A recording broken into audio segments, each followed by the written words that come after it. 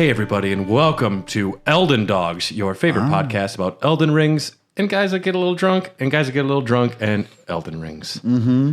And Elden Rings. Maybe just the one, but it's been a little while since we converged. My name is Sir Gideon Ofnir. I am the smartest, coolest guy, and I'm not a good father because the plebeians are not useful to me, so sorry, Nepheli. That's how I'm feeling today. I'm Gold Mask Dylan Hoff. Yes. I was thinking we should get you to a new character. I'm Gold Mask. I stare at things. Everyone thinks I'm holy, but I'm definitely not, baby. Yeah. You always just stand out there doing the T-pose, too. Asserting dominance wherever you go. I'm Solaire. I'm secretly Solaire of Astora. Whoa. Mm-hmm. And we got Iron Fist Alexander here, still full of, just a jar full of people.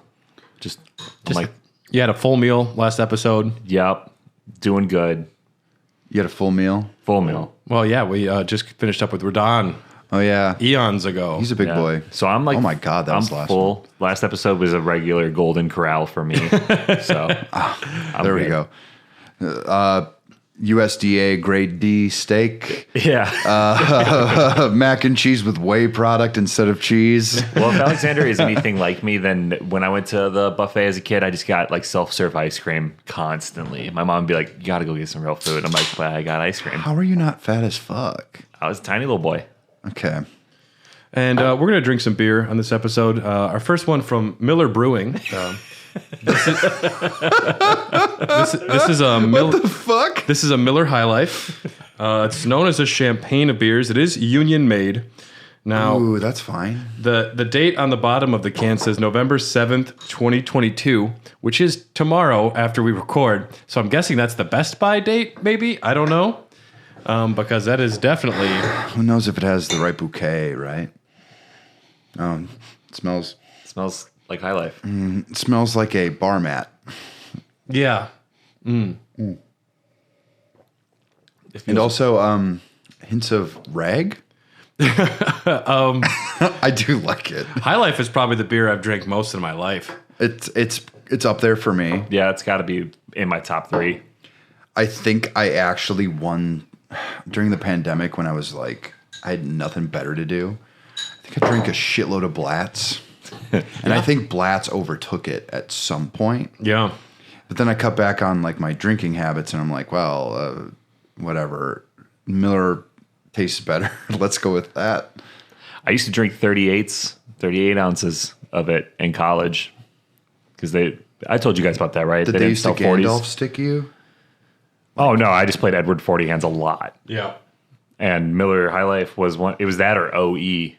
And I was like, Old English is not good. I did that one time, and I was like, nah, not for me. But it's as far as $4 drunks in high school, you can't get much better than that. Yeah, there's an episode of Hair the Dogcast where I brought Axe Head. Yeah. Do you remember that? Well, and then you used to have your favorite one, your beer that was discontinued. Cool Ice. KUHL. With an umlaut above the U. Oh, damn. So it's Cool Ice. Cool. And they discontinued it, and there's still a part of me that has secret desires that if I ever become a millionaire, I could be a millionaire, and I could just be like, where's the recipe? Yeah. And then I could make it and keep selling it 2 for $5. Ooh, that'd be pretty good. It's like part of you got discontinued when it got discontinued. A part of me was destroyed. Yeah. You always have this far off look. There it is. I'm doing it now. He's doing it now. Mm-hmm. We usually just kind of dive in with our discussion, but there's actually a fair amount of little things surrounding Elden Ring to discuss.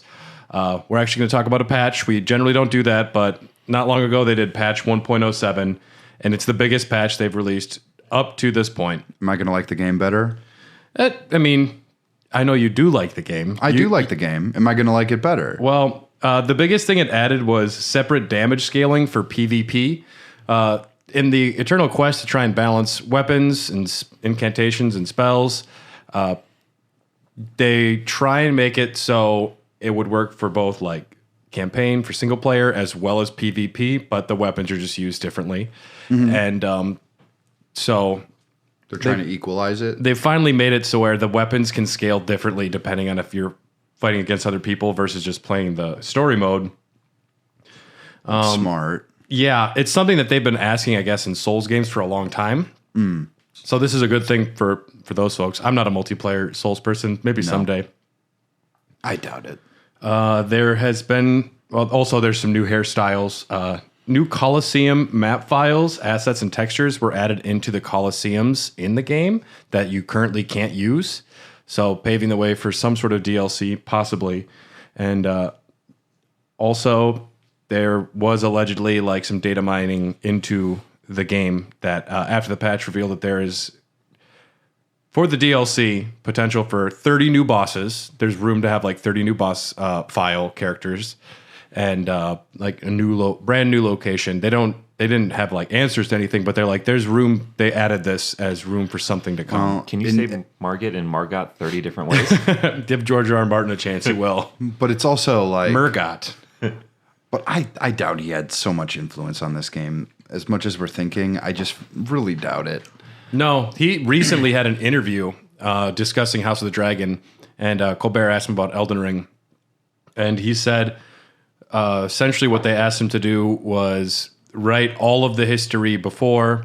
So, I mean, he came up with the names and a lot of the factions and the way that, like, the world was created. I'm sure, like, he said Praetor Rykard was eaten by a god devouring snake. And after that, it was just, From Software doing their thing.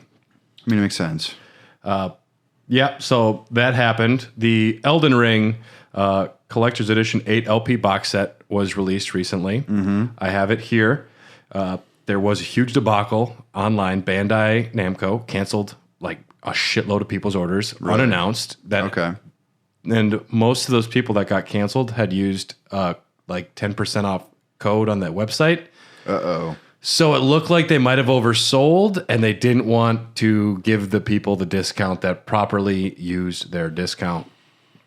Besides that, a number of people that received their box sets received multiple versions of the same disc and were missing some of their records, so that's not good. Did they go through somebody to distribute it, or did they go through like somebody who does vinyl records? Because a lot of the bands that I follow, like Ghost, they go through, I think, a European company, and they have a shit ton of issues with the way that the vinyl is rolled out. Yeah. I got one of the bad ones. Really? Yeah, with Prequel. Really? When I got Prequel, it was not in good condition. I mean, that is a nice clear vinyl. They're all different colors. They all look great. Like, it is a really good set for those that received it and received the right ones.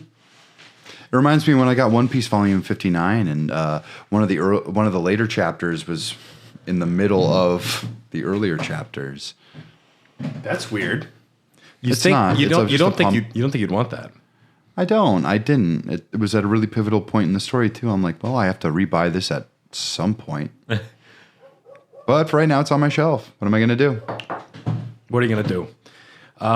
Coming to Kickstarter, November 22nd, the Elden Ring board game will be launching a campaign, which will be great. I already know I'm getting the Bloodborne board game for Christmas because Carly's not good at keeping secrets. I almost bought that for you for your wedding. Good thing you didn't. Yes. Well, yeah. So that's exciting. I'm excited for the Elden Ring board game. I will definitely be getting it. Hopefully, getting like the day it launches on the 22nd. I'm gonna try and get in and get like the early bird deal because it'll be cheaper. And when you're hearing this, the first official strategy guidebook will be released on November 17th. So that'll probably be in about a week. It's so wild that they never had one to begin with. Well, games don't really have strategy guides these days. And you mentioned to me the other day that you think maybe they were waiting because of DLC. Potentially. So there's going to be two guidebooks, and they're broken down into like one's about enemies or weapons, and the other one is covering something else. I don't know how they're bifurcated, but I have them pre-ordered. I'm excited to finally get it because it was supposed to originally be released like a month and a half, 2 months ago, and I'm excited to see it. I'm not sure if it'll reveal anything otherwise. If it's just big artwork of all the stuff in the game, I'm all about that. It's A-okay. Yeah, and so that'll be coming. Wait, here it is. The first volume contains a complete record of the lands between overworld, dungeons, and underworld. Every inch is carefully mapped and its secrets laid bare. All of the game's areas and NPCs are covered, and over 100 detailed area maps are included in a beautifully designed hardcover volume. So, yeah, I don't know. That's coming. If you're listening to this, you probably might have pre-ordered it or you're aware of it. But if you're not, that sounds cool too. So, yeah. We haven't discussed Elden Ring in a while. Oh my God, I have not touched it. I fell back in. I'm in the deep end now. Yes. I've been playing it a lot. I put in like 9 hours in the last 3 days. This patch seems interesting. I might go back, but I still have strong memories of this game. I put in over 200 hours. So in different playthroughs and different style choices and doing things different, trying to amp up my like early time, immediately getting to the round table holds, stuff like that. Yeah. But yeah, I mean, I fell off. I've been busy with, frankly, Bayonetta 3. So Your game of the year. Oh, it is. Yeah, absolutely. Yeah. There's not a question about it. It's done. It's over. Like, I know I say this a lot and it gets annoying to people, I think.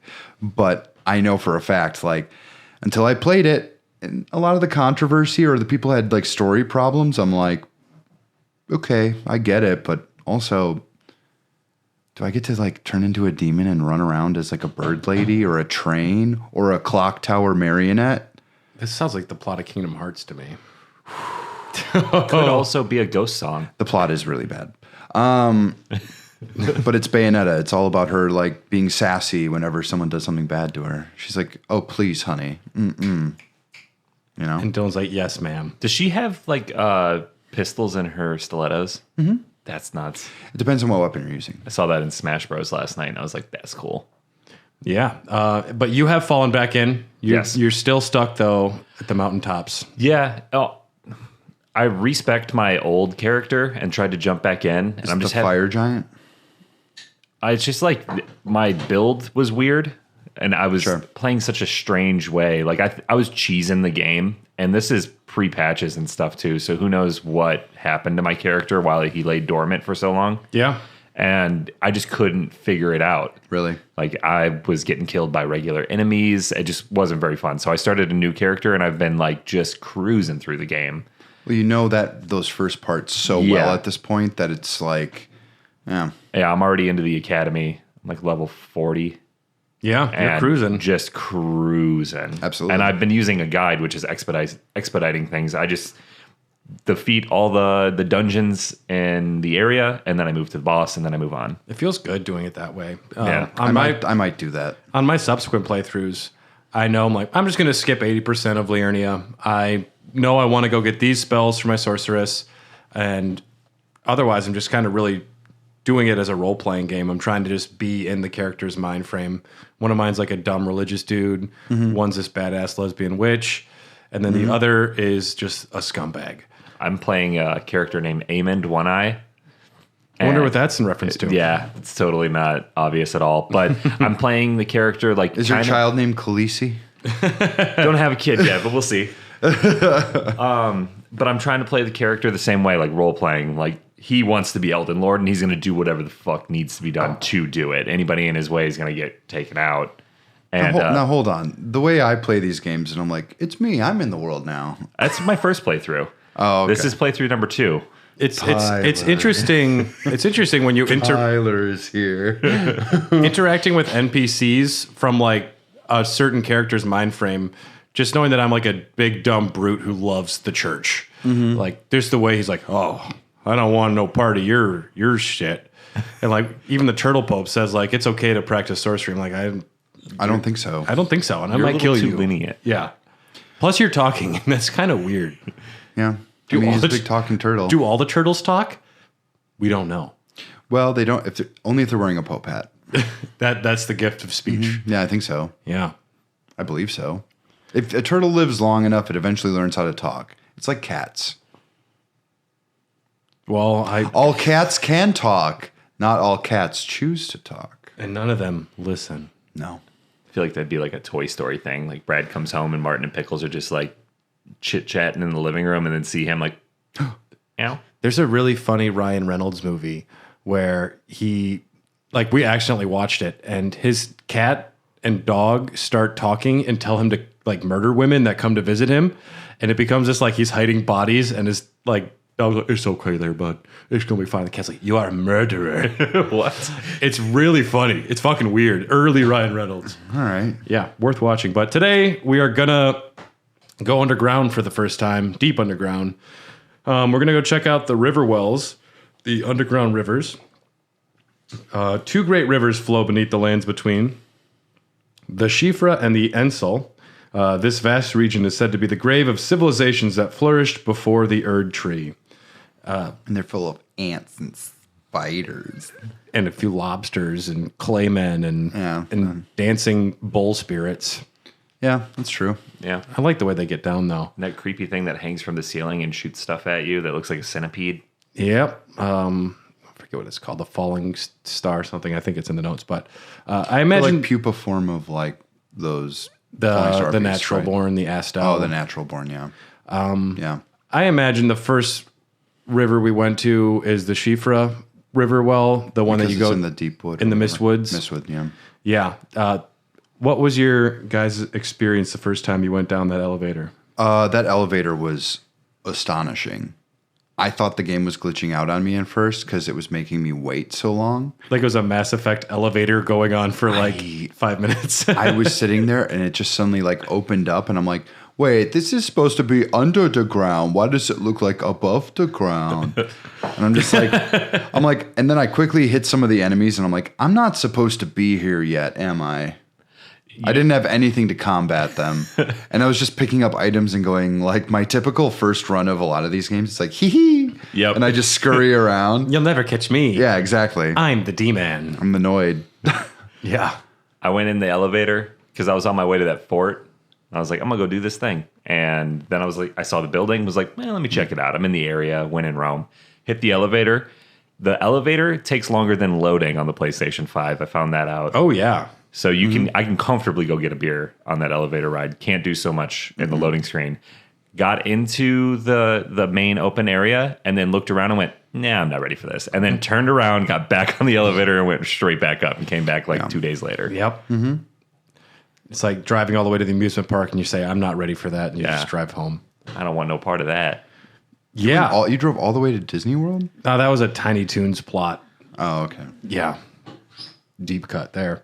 Yeah, my first time, I don't know, you just see this kind of unassuming little circular building in the Mistwoods and you just jump on the elevator and yeah, I'm down to explore.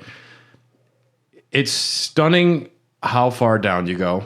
It's stunning when you actually get to see the night sky up above. You don't get a good look at it right away. You get like a little peeks through the windows, but then you wind up down in this little area that's like the ruins of a church. And now, is it really the bottom of the land that you're looking at, or is it you're seeing like kind of an astral projection of like another realm? Well, what the night sky is the Nox, which is the civilization that primarily made a lot of those buildings. They were at odds with the Erd Tree. Okay. And the Golden Order just punished them and made them go underground. Now, it's a little bit of speculation as to what they did to make this happen, but the Nox worship the stars. The Nox worship the night sky. And, they're all about science and sorcery. Like they're a cool civilization. Right. And essentially the church is like, no, we don't support your belief system and you're going to be pushed underground. So that's like saying Dylan's not allowed to have cool ice. Like that's why you have cool ice just taped to all of your ceilings at home. So you can just imagine you can still see it. Yeah, it's like the Bud Manor, that guy who made his entire house out of Bud Light cans. Did he really? I think he decorated everything Bud Light. That sounds horrible. I've seen pictures of people who take the cardboard boxes and then basically tinfoil somebody's room with it. Like everything's covered in a Bud Light can or box. That's fun. It's very blue. Yeah. I'm sure it's very impressive when you have potential partners over. When they see that, like, wow, this guy likes Bud Light. Well, that's like the glass slipper with Cinderella. You just got to find the right one by, showing them the room. Yeah, and then she bring a Bud Light bra, and the guy's like, oh yeah, this is going down. Yeah, proposes on the spot. Yeah. Would you drink a Bud Light with me? Yeah. Shotgun. Yeah. So the stars, though, are they're not a real star field. They don't move, which is one thing that is specific. I don't know if they're not lights hanging up there, but they're like Bits of glintstone. it's glintstone, it's magic, it's something that just gives them the feeling of a night sky, and it's stunning. I mean, it's stunning when you get down there, and there's so many points in Elden Ring where you come around a corner and your breath is taken away a little bit at the scale. Mm-hmm. And then you also realize you actually can go explore it all. And that is an intense feeling. It can be daunting. It can be scary. It's exciting. But When I was in high school and Skyrim was coming out, they would say, like, they would point at all these mountains in the map and they'd be like, if you see that place out there, you can go visit it. And I remember that being such a mind-blowing concept for me in an open world game. Like, if I see somewhere I can go there, like there's no boundaries, like I can do that. Yeah. And then I feel like I took that for granted for a long time. And then a game like Elden Ring comes along and it kind of reignites that same feeling, like, oh shit, this is huge and I can go there. and you're excited, and then a crab jumps out of the ground and kills you. And what the fuck are the lobsters shooting? They have sniper rifles. Sniper lobsters were not something that should exist. That was bad. I Well, love. they're shooting high pressurized water at you, like pistol shrimp. Yeah, it's. I mean, I think Miyazaki and From Software also just know what a lot of people's like secret fears are. A lot of people have like an irrational fear of like crustaceans, like lobsters, and They're kind of scary and human. yeah, water bugs. Yeah. and they're just like the carapace, like they just have like a shell on them. Mm-hmm. I don't know. I don't have a fear of them, but I can see how that would scare the shit out of people. Or giant ants, like that is a weird, off-putting thing. So much so that in like the game Grounded, it's this like survival game kind of aimed at kids. They allow you to turn spiders into just orbs. Like there's a sliding scale so you can make them less like spiders and more like orbs. That's funny. Yeah. Yeah. Resident Evil, where you can just turn everything into stuffed animals. Yeah, exactly. Ooh, what a cute baby. And you That's push actually the slide it the other way. Oh my God. That's actually kind of scarier. Yeah. Yeah, little Five Nights at Freddy's. But yeah, Nox actually means light in Latin, the Nox. But when we're down in this area, we're going to get glimpses up there at Nokron and deep off in the distance, Mogwin Palace, which I don't think you've been to. I have. Yep.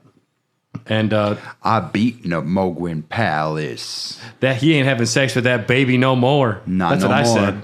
All right. Cool. I'm intrigued now. That's weird. And the bloody albinarics are weird. Those red boys. I hate him. Don't like them.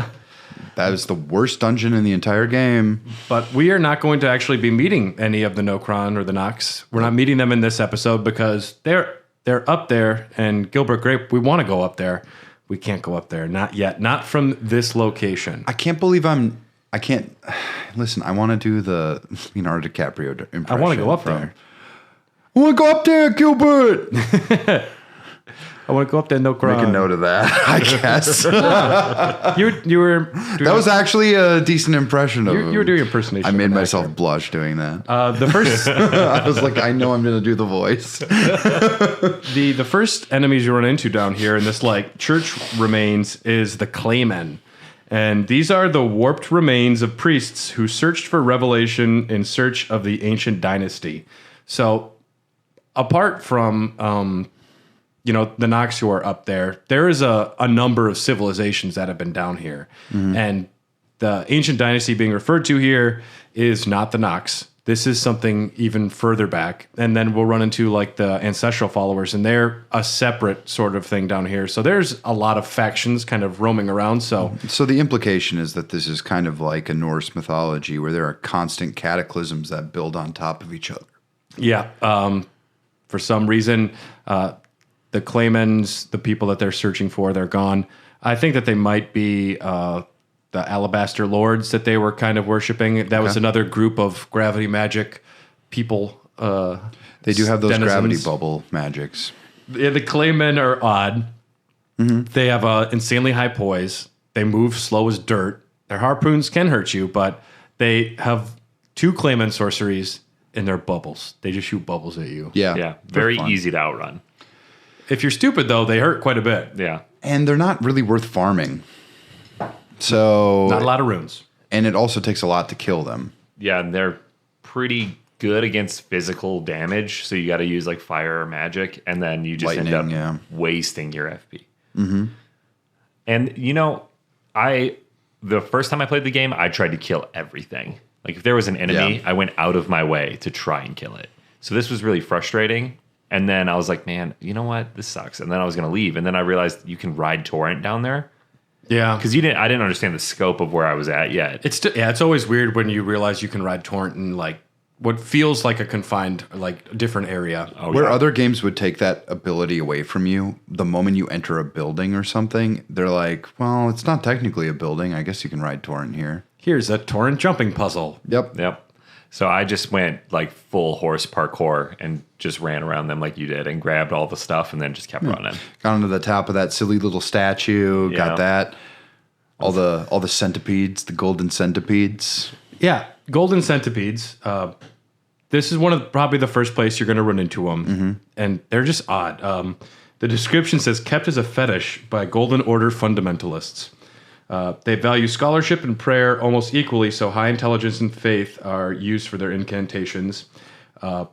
Especially the hunters of those who live in death seek out golden centipedes, but they can be used to make rejuvenating bolus, which alleviates death blight buildup, which you will need later. Death blight is not seen often, but it is the worst. Yes. It is the worst.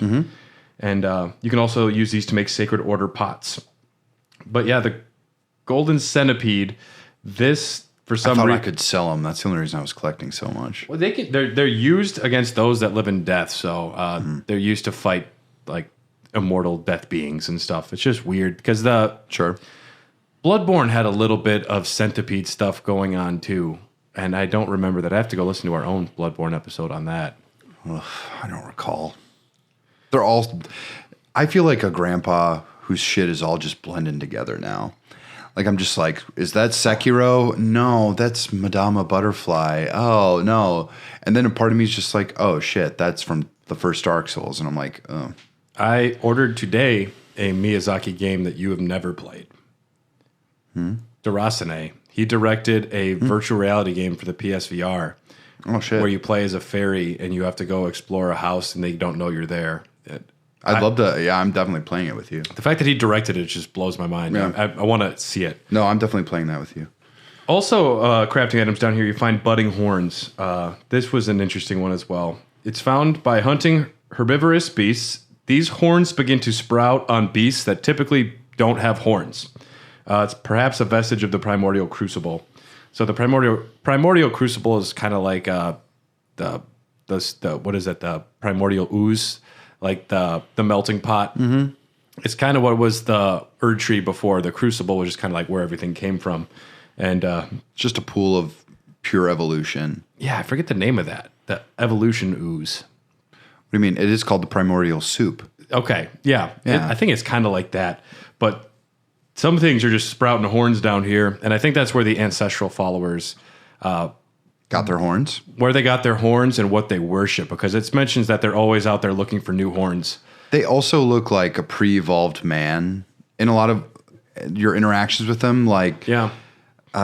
people would constantly be like, oh, you're fighting minotaurs. I'm like, no, they're not quite minotaurs. They will charge you with their horns, but they're something completely different. I don't know how to describe it. They kind of like, it's like Neanderthals with horns.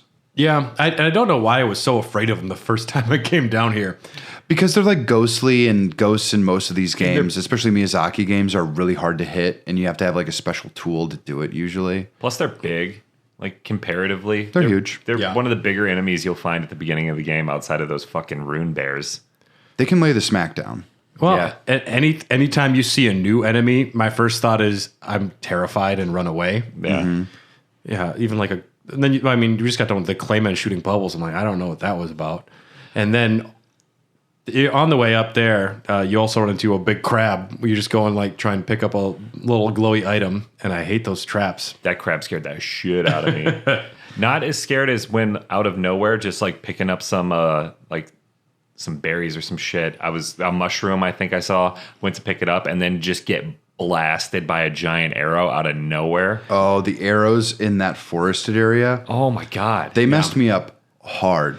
And Until you realize you have to kind of like maneuver behind things. Well, and then dodge and bob and weave on torrent. we were just doing Rick and Starks from Game of Thrones. We were just running straight lines. Yeah. And because going back down there, I'm like, this is fucking easy.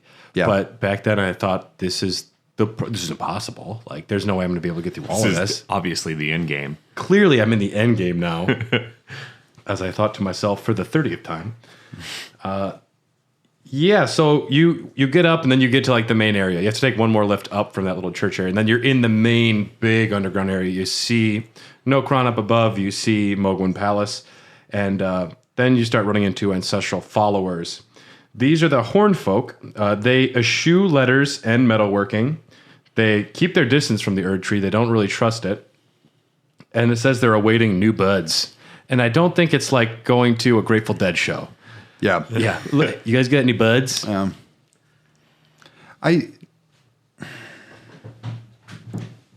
mind. They are certain to, but these buds are certain to sprout from their very flesh and indeed their souls. There is. What are these buds? The horns, like the buds that sprout? That's what they call them, the budding horns. Okay. Yeah. So they're just like waiting around, and I like their spectral look. I like that they're often just like standing and stomping, like doing their little worshiping that's going on. I like the ones that sing and dance. Yeah. Yeah, they seem like cool people. They're all Disney princesses with all the animals of the forest just like following them and walking around Just them. like deer hanging out. Yeah, they're although- they're very tuned to nature. Yep. And then you attack them and all the deer just turn into like armadillos and roll away. They're like, fuck, we're gone. What's cool about their weaponry? I used the horned bow for a while in one of my playthroughs. Very good. Is that The red horned. It's the one you find underneath the bridge up Yeah. into the like the first ancestral spirit boss fight. Yep. You go down there and you get it, and it scales with intelligence. And so if you have a Dex intelligence build, which I did at the time, I was is what like, I'm doing now. Oh yeah, that's the way to do it. Yeah. Yep. The horned bow. Yeah, the horned bow. It increases the strength of all magical arrows too when you use it, which is just great. And you can find one of the armorer's cookbooks down there, can't you? That tells you how to craft magical arrows, or is that the other? I believe so. Well, I can't say for sure. Yeah, I'm not sure. I didn't have that written down here, but you can find some of the dwelling arrows around there as well, which is very strong magical arrows. I like the ancestral followers design overall. Fuck their arrows, but I think they're a cool little faction down here. And I think that they were probably worshiping the ancestral spirit, Had to be. which we're going to hopefully get to. The Elden Ring doesn't have the best puzzles. No. If you call them puzzles, find 8 things and light them. Or go to a city, find 3 things and light them. So this is the problem with most like open world games, is that there isn't like a specific. You have to cue people in onto these various like things, and they have to be able to pick up these hints on their own. I see 6 vegetables where you can light fires. Oh, I can't light the fires there. Well, oh look, there are all these ones scattered around. Well. yeah. And I just lit all the fires last night, and one thing that I didn't really pay attention to. Have you not before? No, I have, but okay. I'm replaying, and since I was like at a good level, I was like, oh, I might as well just run through this area real quick since we're going to be talking about it. But I mean, you get an ancestral spirit for that boss fight, yep, which is a good early one. Yeah, the last one I did last night. I try to get to the mimic tier as quick as possible. I didn't pay attention to like how the environment was set up, and how like if you see something, you should probably go check it out. Like you see the castle right when you come out of the main tutorial, you should go there. When you beat Godric and you come out of the side of the castle, you see the academy, you should go there. Some visual cues happening. Yes. And once I beat Godric the other day and came out of the castle on the side and got that view of the academy, I'm like, oh shit, this game really telegraphs, like, see that shit in the distance? Yeah. Go check it out. Yeah. So when I got down into the well and I saw the first brazier, I mean, eventually on my first playthrough, I just started lighting them, and eventually something happened.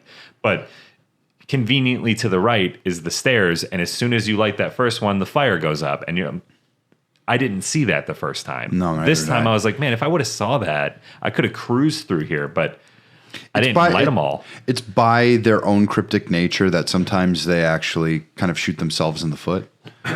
Yeah. Which is, it's cool because I like it on a theoretical level, but I've been in video games so many times where I'm just like bashing my head up against a wall. And I'm like, I don't understand it. And it's like, oh, you should have been looking left. You should have just looked left. It wasn't like you were profoundly missing the point of the puzzle. You just didn't happen to look. Yeah, that's it. And so it's like, okay, yeah, I still respect it because it's still like a decent idea for what this is. But encourages exploration, which is fine. Yeah. I do like though that the braziers light up as you do it, and the first one kind of telegraphs that, but also you had mentioned like right when you come out of the tutorial area. Also interesting to note, every time you come out there, you can also see the giant at the mountaintop of the giants. The altar. It's like a brazier. Yeah, you can see the brazier where you need to go to do some stuff. You can see pretty far out the draw distance, especially like. You can always kind of see it up there if you're looking up because you haven't gotten to it yet. But you're trying to get to behind a certain the Earth tree, right? Yep, just to the right of it. Yep. And it's always great to just look out and you can see quite far. Yeah, we have another beer we're going to be drinking. This is from Lakefront Brewing out of Milwaukee here. This is from the My Turn series, number 44. This is Rob. Lakefront, for everyone that works there long enough, eventually if you work there long enough, it'll be your turn to choose a beer style and they'll make whatever style you want. So this was Rob's turn. He made a wedding ale. I bought this because we were getting married. This is a Berliner style Weiss that's easy drinking, pale in color, and refreshingly tart. That's cool. Also, I know you have to work there for a long time to get to your turn because there's a lot of staff at Lakefront. What makes it a wedding ale? Just the fact that they called it that. Otherwise, it's a Berliner Weiss. I wouldn't say it's a wedding ale, I mean, okay. That's solid. A little fruity. Nice finish to it. I like it. It's almost to the point of being a sour. Yeah, it's close. Yeah, it's tart. I like it quite a bit. I like the mouthfeel. Yeah. It's light. It's almost similar to a Miller Lite in a weird way. Yeah. So you're going to go down around this area and try and just light up 8 things. I think that first time I did this on accident just because I was exploring everything. Yeah, when you stumble upon the deer carcass, when you climb up a bunch of stairs, and you're just like, what am I supposed to do with this deer carcass? It's like, did someone beat this boss before I got here? And there was a little note from somebody that said try fire. So I just threw a bunch of cracked pots at it and was like, why it no work? Yeah, that's good thinking. I guess. I mean, if it said try finger butthole, would you be fingering your butthole at that point? You got to walk around the back end of that bad boy. The thing you got to know about Tyler is that he doesn't understand metaphor. So I put my finger in my butthole. Again, it no work. It no work. It's no work. I put a cracked pot up on my ass. Didn't work. The area down here, I mean, it's cool. There's ancestral followers. You're going to see some of those land octopi. And you'll find a nomadic merchant if you jump down from this area. He's a little hidden. You don't have to jump down to see him. You have to go around. You do have to go up this area and jump down to get to where he's at. And then why was I able to actually just go to him right away? Well, because you don't. I mean, I just misremembering. It's not super hidden, but you do have to go like a certain path to get to him. Sure. And because below him are the plants, right? Yep, those little Miranda blooms. Yeah. This was the first time since we started doing Elden Dogs that I heard a merchant just playing our theme song coming up to him because we grabbed it. It's the merchant song that plays at the beginning of these episodes. And it was my first time hearing it in the game. I was like, hey, this guy likes Elden Dogs. Yeah, he's a fan. Big fan. And then he makes this comment, he's like, don't get a lot of customers around here. It's like, you're hidden underground, you fucking idiot. Yeah. Yeah.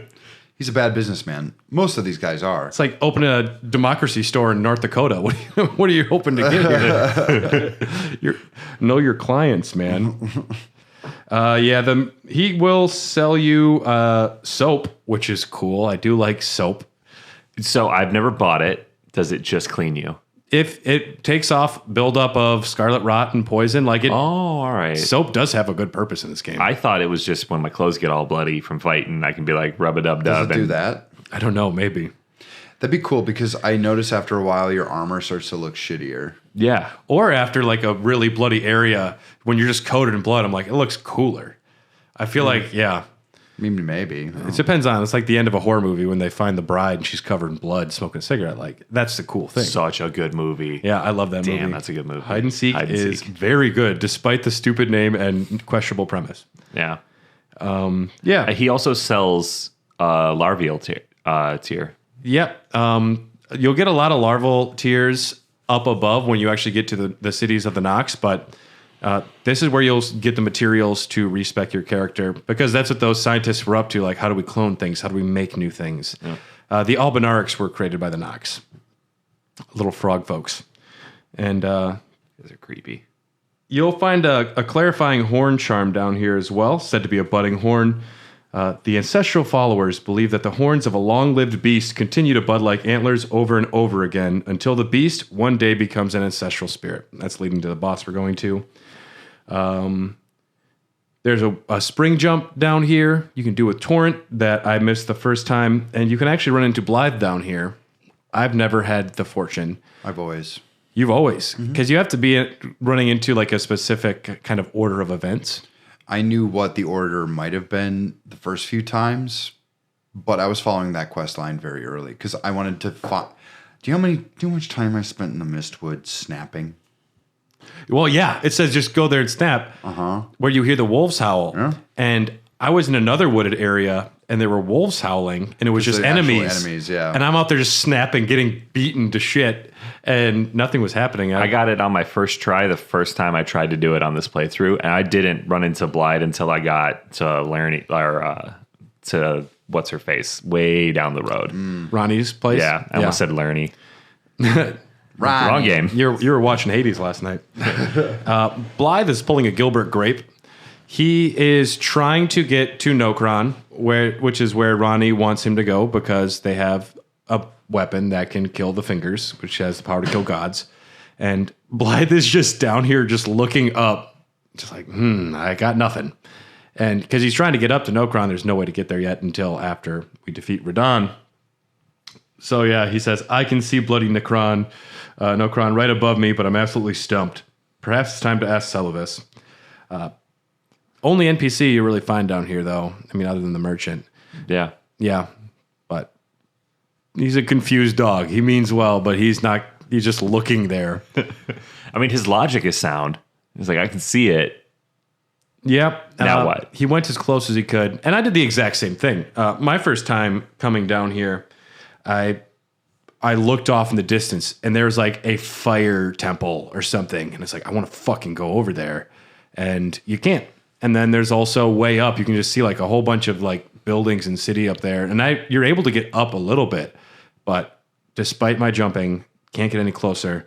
So I was pulling a Gilbert grape as well. They do the same thing in the other river because that has that dead end, and you're just looking around like, I know there's more to this place. How the fuck do I get over there? And they're really good at making you desperately want it. So when you do get it, you're like, I did it.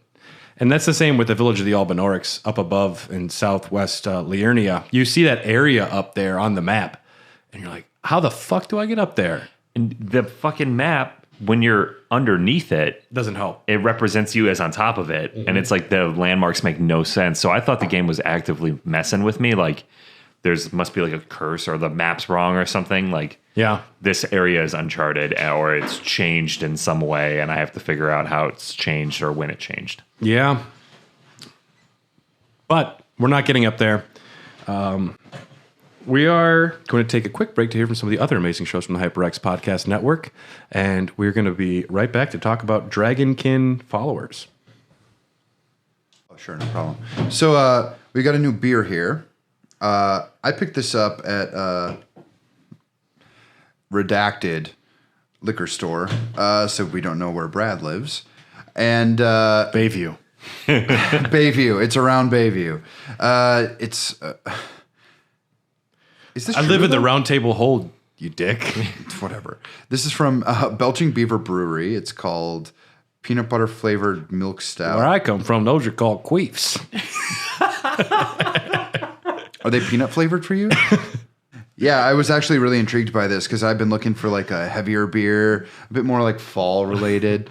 And this one stood out to me right away. Tyler, you actually commented on the artwork on it pretty quickly. Yeah, as soon as Brad handed me the can, I said I would buy this. Just if I saw it on the shelf, this is a very appealing can. It's like a beaver raging in a big pile of peanuts. That's a squirrel. A squirrel. It has to be a squirrel. Beavers don't eat peanuts. It's a belching beaver. And I'm just, okay, you're right. You're technically right. It's just, what's the beaver doing eating peanuts? They eat wood. I think it's just because it's a peanut butter beer. I think, frankly, they eat I think like, that all they, plant life. canonically, they might have made a few leaps for the artwork for this. They took a few liberties. God, I feel like a child because I'm also wondering whether or not beavers actually eat wood or if they just are really good craftsmen. I don't think they eat it. As the resident beaver expert, because I'm from Beaver Dam, Wisconsin, I can tell you that I don't know. I'm so sorry. Because I've only seen one beaver in my entire life, and that was in Madison, Wisconsin. I could only imagine the reason a beaver would ingest wood is to create a blockage if they were hibernating. Otherwise, I think they just have a strong desire to stop running water. They fucking hate it. Yeah, they shape wood with their big fucking teeth, and then they use their tails to pat shit into place. Now, I'm going to read the back of this because I find this to be the most interesting because they expect you to know a cast of characters that you've never even heard of before. Okay. Troy came up with the idea of combining the flavor of peanut butter with our milk stout, and he nailed it. Don't let the dark color fool And you. he nailed it. Way to pat yourself on the back just describing your beer. Tyler's a podcaster, and he's awesome. Don't let the dark color fool you. This beer is delightfully easy to drink with cascading aromas of roasted peanuts, dark chocolate, and coffee. Good times to you, my friend, and welcome to the Beaver family. Cheers, Tom. I don't need to know who Troy is, and I don't need to know who you are, Tom, but thank you for telling me about the beer. It's like a quote. It's like, all right. Brad made a queef joke, and it was awesome. This does sound like an Elden It Ring just- item description. It Like, smells like chocolate milk. holy shit, this smells really good. I don't love it when there's overdone adjuncts in beers. With peanut butter, I will make an exception. The more peanut butter, generally, the more I like it. That is fantastic. This is a really good That's beer. really That's solid. one of my shit. favorite peanut butter milk stouts I've ever had. I swear to God, man, that that is special. And Wow. we're back, everybody. There's another little area off where you see a soldier standing by himself on this little like island of like a bridge that broke, and he's just standing there looking around, really confused. And you wonder, how do I get over there? You do a Gilbert Grape, and you actually need to go to the 4 belfries west of Liurnia, and one of the belfries sends you here. And I remember first time I did it, thinking, "Fuck yes, I'm going to go to Mogwin Palace." Nope, you just on this little island spot, and you can get a talisman over there. Otherwise, you just kill the dude and nope out of there. That's kind of just the whole point of that spot. Yep. Kind of doing him a favor, though. Also, if the portal's right there, like, why didn't he just... You're not doing him a favor. Nothing can die in Elden Ring. He's doomed to just like be there again. That's all he's going to ever be. This is a fucking horror game. Like everything is like the reason things are emaciated and like losing their minds is because people have been trying to die for so long. Well, maybe you did him a favor by breaking the monotony of him just standing on the little bridge, wondering what's going on. He's like, this was great, dude. Yeah, How did that guy disappear? He just fast traveled somewhere? What's that? But then you do get to go to the Hollowhorn grounds finally. My first time fighting this ancestor spirit, I beat it, which was very odd for what I thought was one of the most striking bosses I had seen. The deer leaping through the air. It looks fantastic, but It's great. It reminds me of the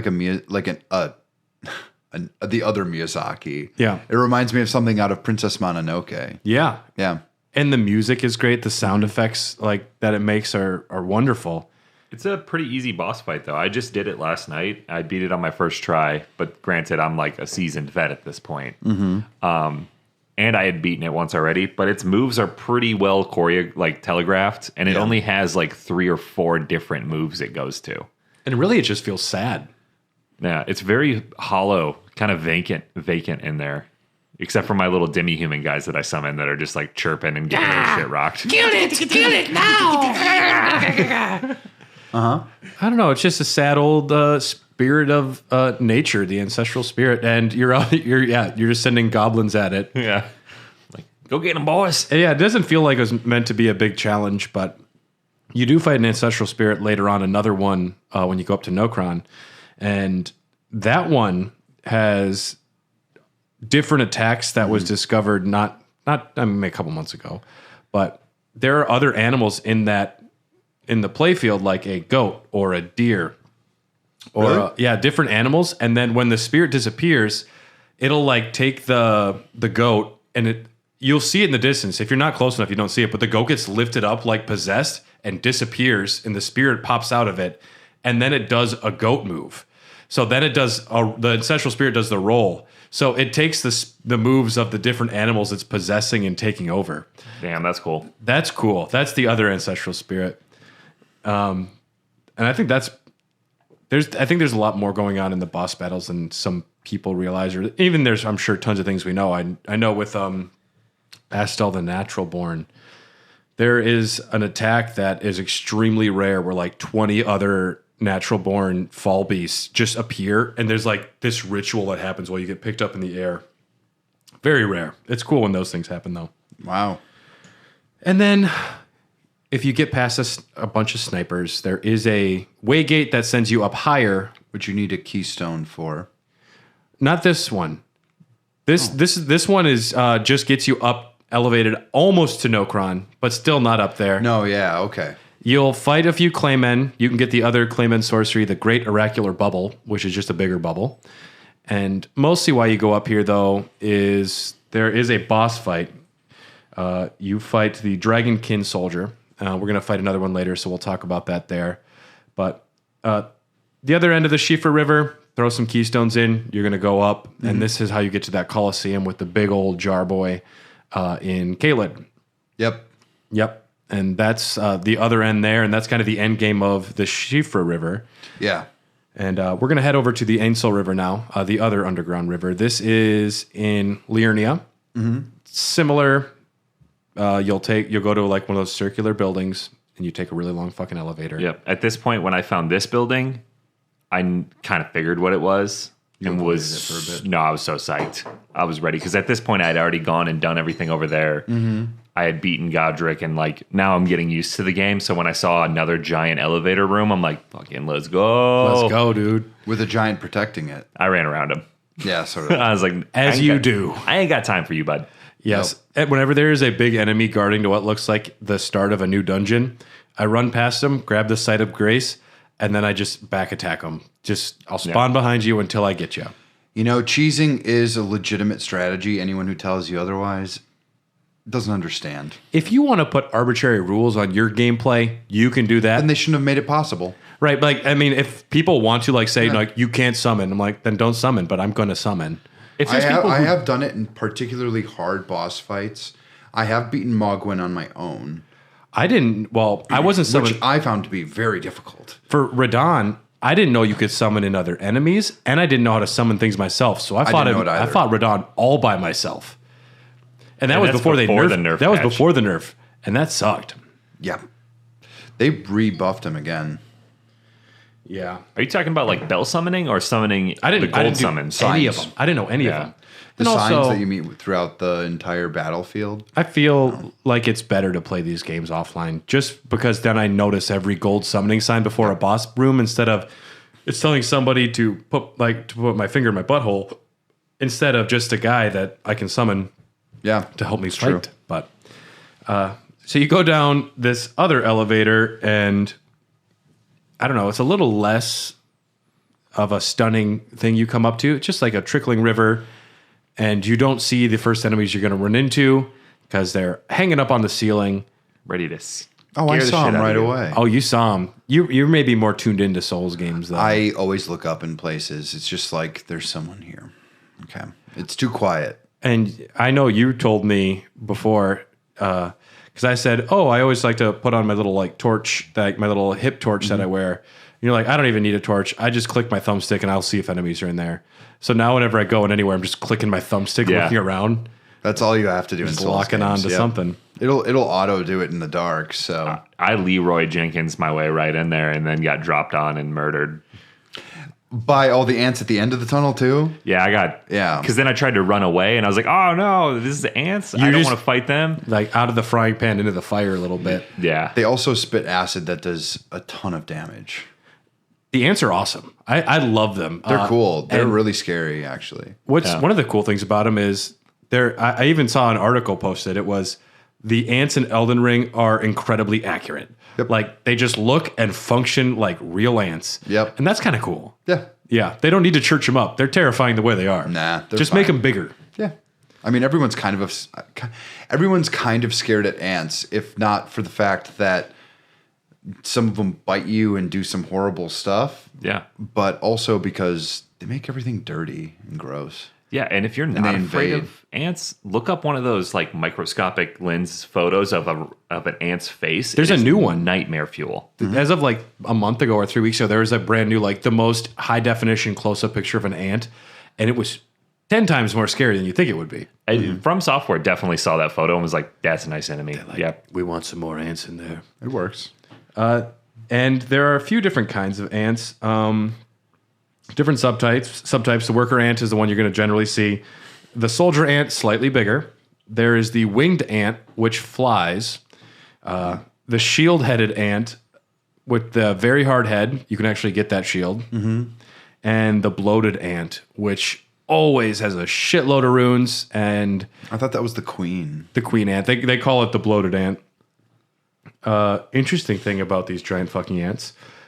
Later on, when you do get to the hidden cities, the ancient cities, they can be ridden by the Nox. Yeah. You will see that they have been Awful. They've been down there long enough that they've learned how to ride these things It's just such a pain in the gourd when they can scurry that fast towards you. and fly. Yeah. Yep. Isn't it? I've read somewhere that it's a precarious relationship between them, though. It's not like man and horse. Like the ants are like tolerant, but at the same time, they will fuck them up. If you're able to knock the Nox off of the ant immediately turns and starts attacking the Nox, Oh, okay. That's cool. which makes you want to liberate all the ants and then kill them afterwards. Liberate them, then kill them. Yeah, and That's what we did to Iraq. very weak to fire, so use some fire on them. Yeah, I use a lot of fire. Crackpots, baby. And yeah, the bloated ants can drop Newman's runes, which means they've been eating some of the Newman, which is the most ancient race you can play as, and also they're worth a lot of fucking runes. So if you see a bloated ant, kill it and run away. I forget. It's like I think it's number 10 or something. It's like it's one of the biggest numbers of runes. It's not a heroes or a...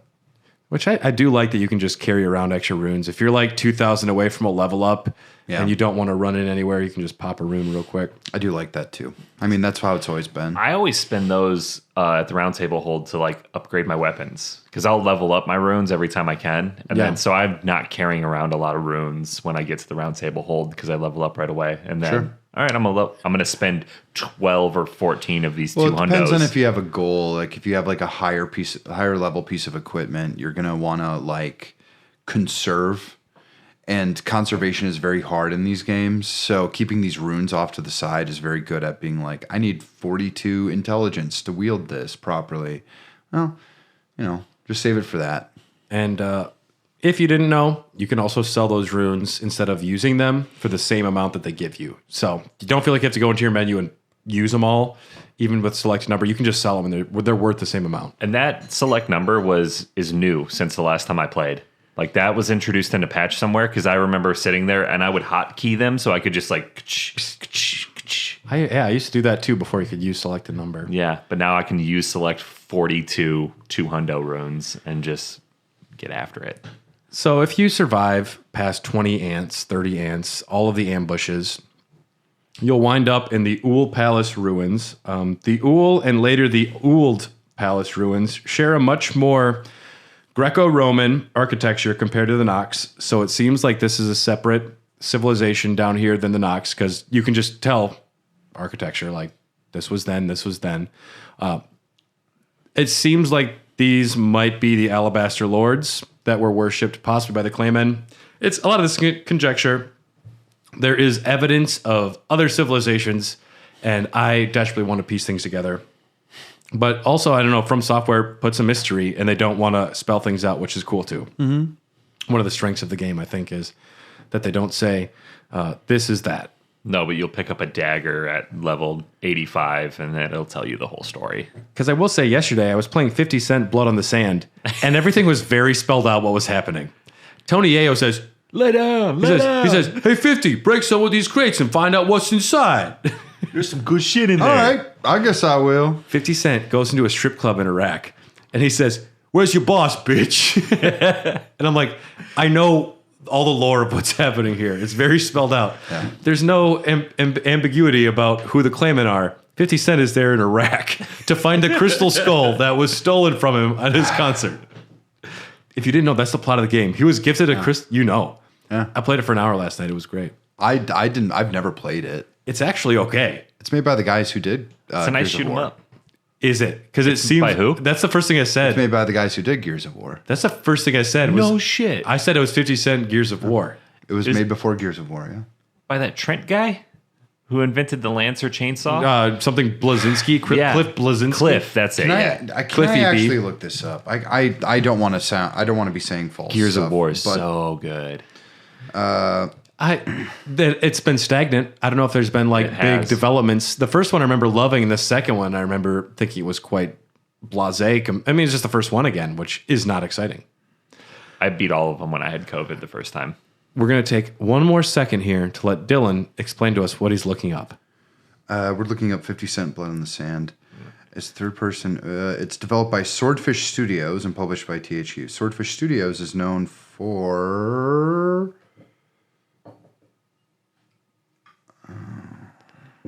You just got to find Cliffy B's name. Cliff Blazinski. Cliffy B. No, I hate to say it, but I think I was wrong. There's a lot about 50 Cent Blood in the Sand we don't understand yet. Like, Yeah, I mean, who wrote the dialogue and why? I think the biggest miss in those games, there's no Eminem. Where the fuck is Marshall Mathers? And he's not even on the G Unit posters, and I found a bunch of them in the game, which is one of the hidden collectibles. Well, Because he would be on the D12 posters if you found any of those, but 50 wouldn't be having D. you have to just D12. put me on blast on the podcast right now. You're going to do that right now? All right. So yes, the Uul Palace ruins. There's also like these just big two statues. One of them has fallen down of these like, they almost look like those guys in Lord of the Rings. Yeah, with when you go to The gates of Argonath, Amun-Ra, whatever they want to call it. the Forever Land. The Forever Land. It's a giant, beautiful statue of a tall, skinny man with a huge flowing beard clutching a tablet. Once you get inside the next room, though, you see a giant... This is my first time seeing the giant hanging monster, which has the aesthetic of a falling star beast or Astel the Natural Born. This is like a pupil larval form, like a Kakuna. If to put it in Pokemon, which I understand more than anything, it's a Kakuna of sure. the Astel Butterfree. It'd be larval stage then. Larval is different than a cocoon. Well, this is kind of like a cocoon, is what I meant to say. He's hanging around and he's doing stuff. Cocoons are like solid. But he's in a hanging state, upside down. Oh, okay, sure. Yeah. It's a malformed star, strange insectoid creature with debris comprising their bodies and human skulls for heads, and shoots rocks. This guy was a major nuisance to me. Yes, the first time down everyone. here, major nuisance to everyone. Once you kind of know how to get up to him and spam it, Can't bother you.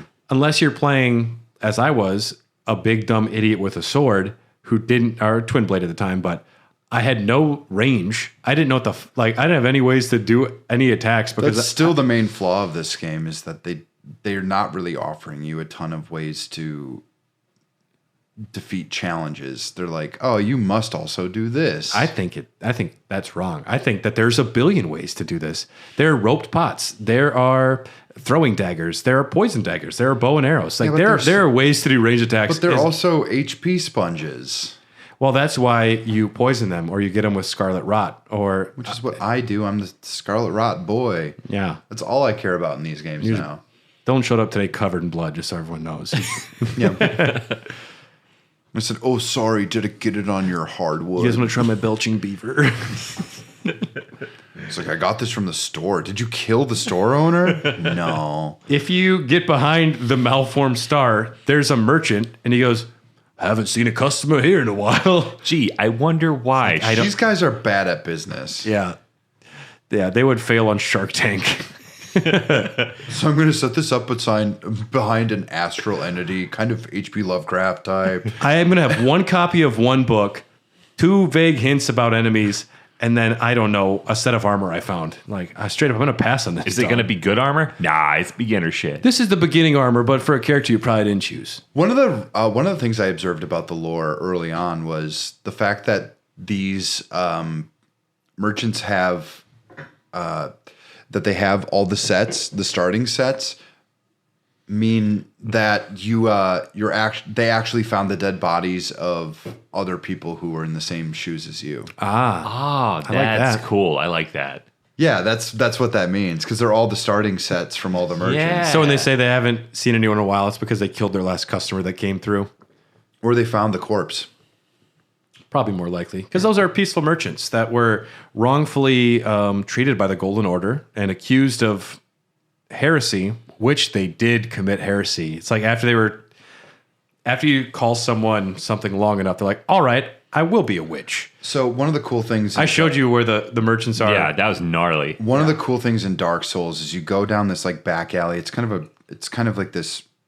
It's optional, and you go to it, and you also you find a corpse with a pickup item on it, and you pick it up, and it says Twin Souls. But if you look at the sprite or the model, it looks like she was pregnant. Oh, shit. Yeah. Shit. Oh, shit. Like, that's the kind of detail you're actually aiming for in all this. We have another beer here. This is a gift from Ryan, JK. And Oh, yeah. Okay. Another owl. another Blue Owl Brewing. This is a sour beer. This is called Professor Black. It's a sour cherry stout with Montmorency cherries and milk sugar, 6.1% out of Austin, Texas. You don't see a lot of sour stouts. Yeah. It smells really good.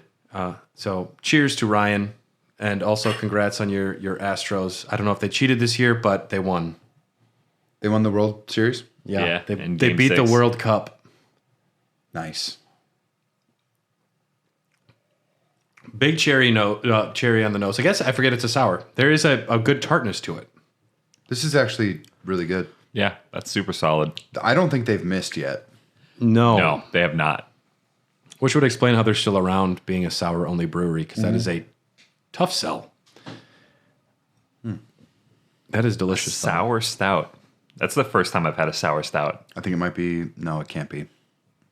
It's not mine. I know that, but... Definitely mine. Josh definitely had to introduce us to him, but This is a Ninja Turtle-flavored sour stout, yo. well, that's Chaz. Chet. Oh, it's Chet. Okay, sorry. Hopefully Chet shows up in a couple weeks. God, I hope so. Yeah, you can get the prisoner set from this hermit merchant, as well as the recipe for acid spray mist for the perfumer bottles. For this, they filled their mouth with acid and spit it at an enemy to lower their attack power. Their teeth must be rotted out. Their breath is very bad. Yeah.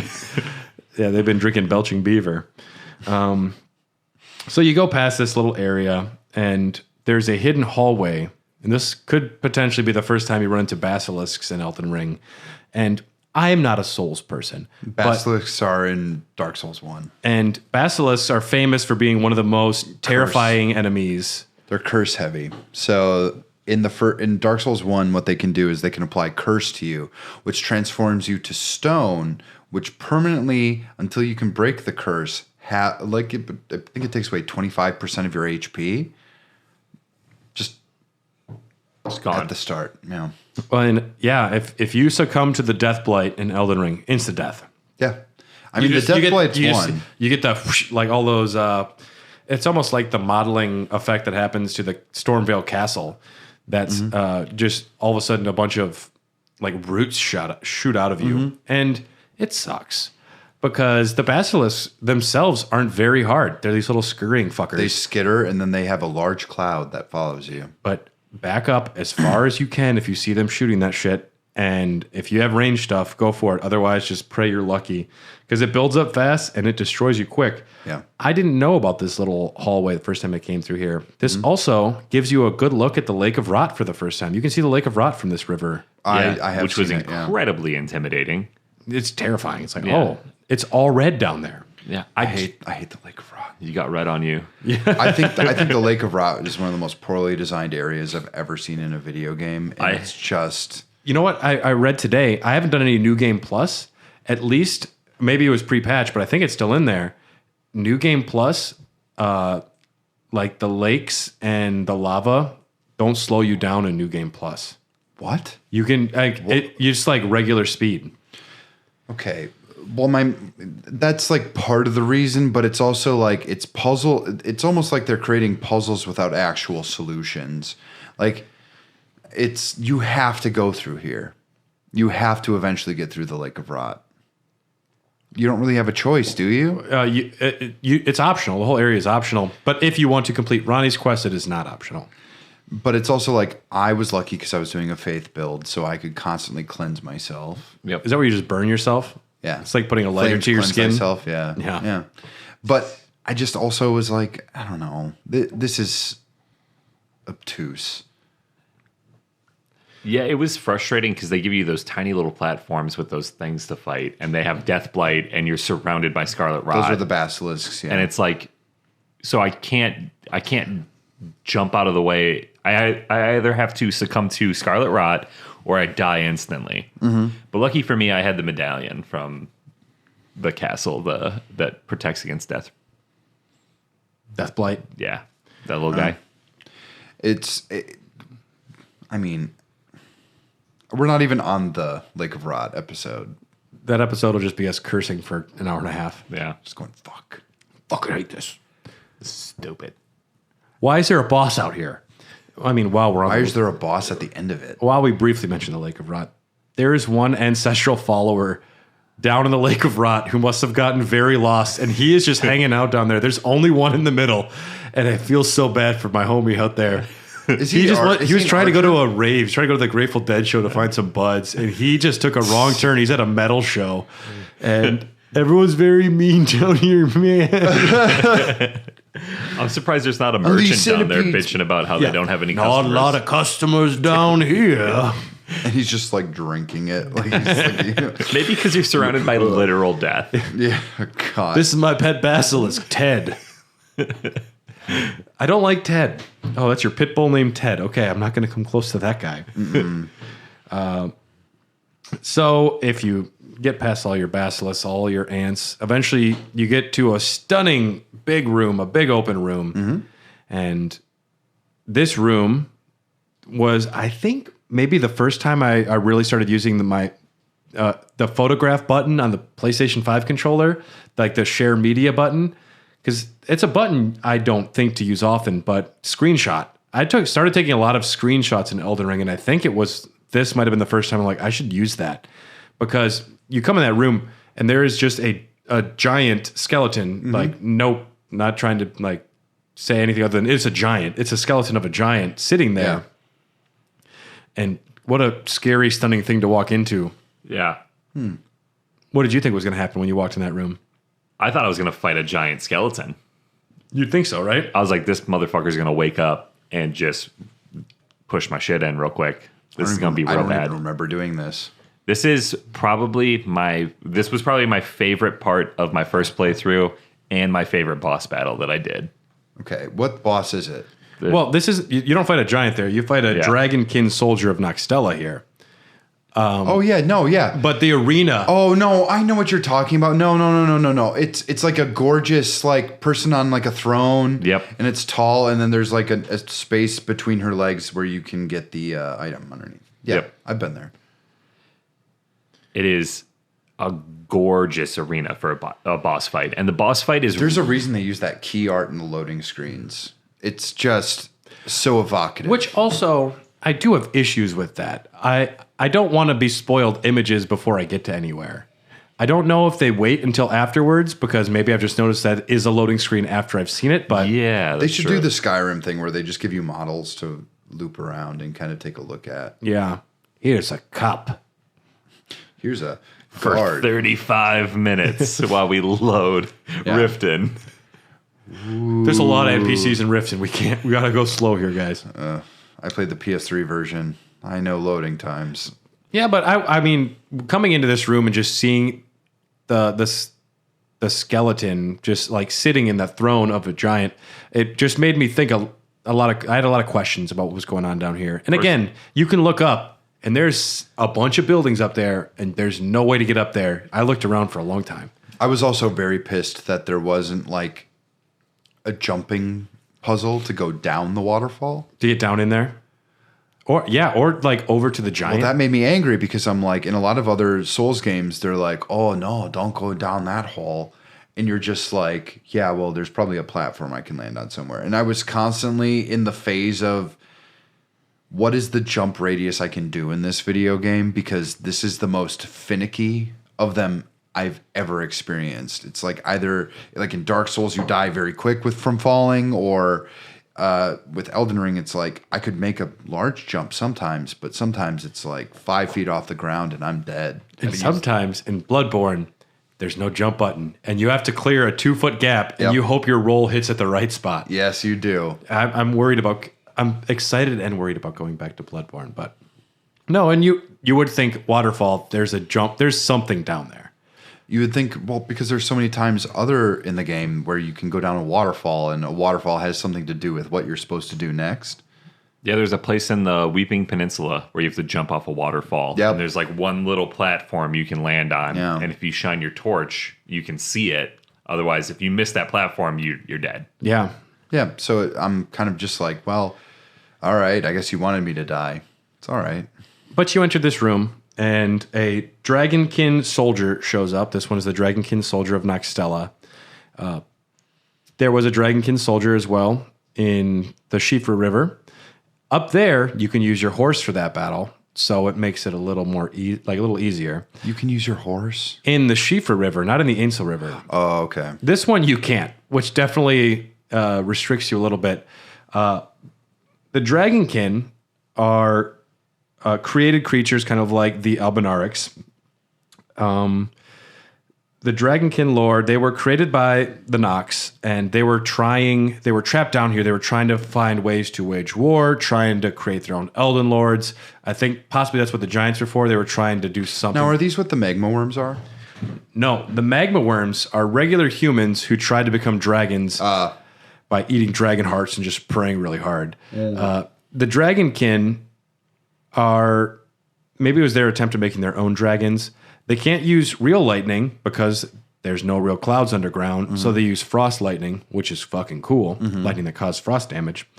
But they also really can't walk around or fly for long periods of time because their legs are useless, kind of like the Albinaurics. I guess their science just isn't good at that yet. But Kind of like Tyler after eating a lot of McDonald's. he just crawls around everywhere. He's like a basilisk, Just barrel roll. just spitting nugget sauce at us. So, guys, I can't go to the doctor's appointment. You got to carry me there. Too much sweet and sour. But you look happy. And that's all that matters. I'm full of bliss. And empty calories. Yeah. This was probably this is my first Dragonkin. I like this battle. I thought it was fun. Yeah, I think the frost lightning is really interesting. I didn't have trouble with this boss whatsoever the first time I faced him. He must have reminded me of something. I don't know. Can't even make a comparison, but I found him to be pretty freaking cool. And don't you get a spell from him? You get the incantation Frozen Lightning Spear. Yep. Okay. Yep. That's something I actually used, but it's good for waves of enemies and not really facing off in single battle. Yeah. It's fun doing different builds too, because my first time through, I didn't use any spells. I use so many. And once you do use them, you are addicted. Yeah. And I just know that Loretta's Great Bow is just going to be something I use all the time now because I don't need to make arrows or buy arrows. Get that Dragon Communion spewing that fucking gunk. The gunk. Everywhere. After you beat this Dragonkin soldier, underneath the big giant corpse, you can find a great ghost glovewort, which is a tough thing to say. But the glovewort is how you power up your spirits, and the ghost glovewort is how you power up your very special, like rarer spirits. Yep. And this is one of 4 of those great ghost gloveworts in the game. So if you want to power up your mimic tear to 10, this is one of 4 opportunities. And I immediately did it. My witch character, Carly, will not use the mimic tear because she's afraid doppelgangers are kind of a scary thing. They might just try and steal your personality. Like they might You guys steal are you. actually role-playing this. I'm so impressed, actually. Mostly Like, I was looking for an excuse not to use it for her. okay, that's fine. But still, you thought of it. Yeah. So, I mean, it still applies. Originally, there's a cut content where there would be a silver husk, like a mimic husk, that you would talk with and do quests with. And it actually had a personality, which kind of makes those like big amorphous blobs a little more intimidating. When one of them asks, "Can I be your friend? I just want to sit next to you when you're on the throne." And it's like, Wow. I'm like, Hell yeah, I'm dude. Brad. Nice to meet you. My name's Dylan. Do I just You're not Mercury, do I just are you? jiggle you to shake your hand? I don't know what's going on. I'm gonna pat you on what I think's your head. You're not going to make me insane, are you? Gosh, it's like the DLC in Bloodborne when you're in that like clinic, and well, you have The to big like hospital, yeah. that like the big head thing. Yeah. You know, it's all bandaged up. Yeah. You have to kill it like 3 times for the quest or something. Yeah. I try to avoid killing NPCs, but No. yeah, and that's our brief discussion on the underground rivers. We will, of course, talk about the ancient cities when we talk about Ronnie's quest later on.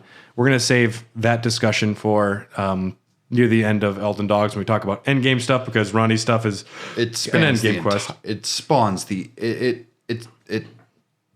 it's with you the entire time. So it's really hard to go into these specific things and be like, oh, you know, we'll just explain this, and maybe you don't know. If you're listening to this blind, I would love for you to contact us.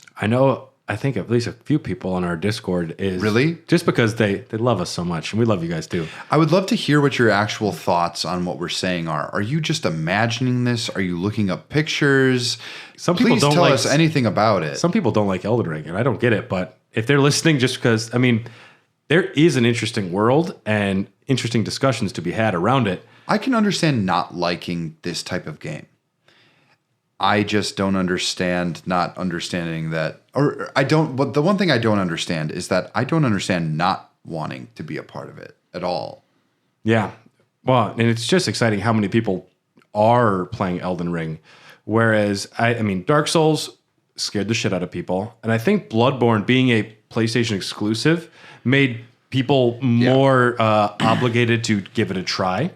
And it got more people in, but Elden Ring being the juggernaut that it is, and I think being a little more catering to gamers in general, like not hardcore gamers, has brought a lot of people into that world. And there's going to be a lot of people that get it, that go in now to play Dark Souls, and nobody will beat Sekiro. And that's okay. I ordered it off of Amazon just yesterday. Sekiro? I was playing it on my PC, which no longer notoriously works, so I can't go back to my save file. But also, I'm going to have to start over. I'm on the last boss. And goddamn it. Goddamn. I have it. Parry. Never played it. Learn how to parry. And you got Learn how to Dark do it Souls. quick. I got Dark Souls remastered, and I have Bloodborne. How did you earn Dark Souls Remastered last night? I wasted an hour of my life playing Bubsy. Return of the Woolies. Yes. So we went to Extra Life, which was a fundraising event put on by the EXP cast and our good friend Stoy, who's been on the Dogcast. They had a thing called the What Bucket, and you had to draw a horrible game that you had to play for at least an hour before you could choose a prize. Objectively horrible, because all of them were horrible except the one that I got, I believe. Brad drew right before me and got 50-cent blood in the sand, and I was like, this can't be That's that bad. actually worth money. And I was pumped. And then there are people like playing $35. Night Trap and Bubsy. The guy playing Night Trap was so miserable. Yeah. I can't stop him. And I was like, go back to Were you all streaming Go the back to- entire time? No streaming. Stoy did a little vlogging. Yeah, but it wasn't like streaming the gameplay or anything. The 5-person Smash Bros was fun to watch. Smash Bros I'm was terrible intense. at Smash Bros, but I love watching it. Could not play it to save my life. But I'm okay. There was also a enjoy watching child people- that's like, oh, let's play the Sonic stage. He's like, and his dad's like, no surprise there, huh, kid? Everything's Sonic all the time. God. Coming up next for Elden Dogs, we'll return November 23rd as we journey up to the Altus Plateau. And I feel like it's just moving on to another big section of the game going up there. And next week for Hair the Dogcast, we have a previously Patreon-only exclusive episode, PSVR Part 2, where we're going over our experiences with the PlayStation VR ahead of the upcoming release. And the reason we're doing that is because we will be recording a very special Final Fantasy IX double-parter, and tentatively, a good friend of ours, Spike Vegeta, will be joining us. So I'm going to have to play through it. Shoot. You have a couple weeks still. I'll be all right. I'll do it. I know it like the back of my hand. And yeah, so Elden Dogs, we exist because of people like you. So thanks for listening. If you have questions or thoughts about anything coming up or anything we've said, reach out to us on Twitter at HairTheDogcast, at HotDogcast, I should say, and email us at hairthedogcast@gmail.com. And if you want access to these episodes early, as well as bonus podcasts, bonus episodes, everything early, a lot of good stuff, access to our Discord, join us on patreon.com/hairthedogcast. Thanks to executive producers Ryan Christianick, Tyler Keller, Kip, and Brian Ward. And that's all we got. It's good to do Elden Dogs again. I've been thinking about this for a while. Also, my offer still stands. If you are an executive producer and you want to join on that level, I will mail you a personally drawn thing by me. It might not be super complicated, but I'm gonna up my own pledge. whatever you want. I will literally. I'm even going to expand it. It can be whatever you want. It doesn't even have to be video game related. I will just draw whatever you want. It's fine. Just let's do it. I just want a cool looking Geralt. Geralt of Rivia. There you go.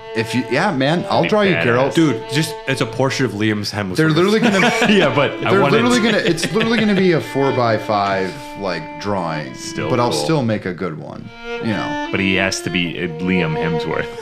And it says Hunger Games in the background. Yeah. No, please God, no, I'd burn that. This has been Elden Dogs, everyone. Thanks for tuning in. We'll see you next time. Mm-hmm.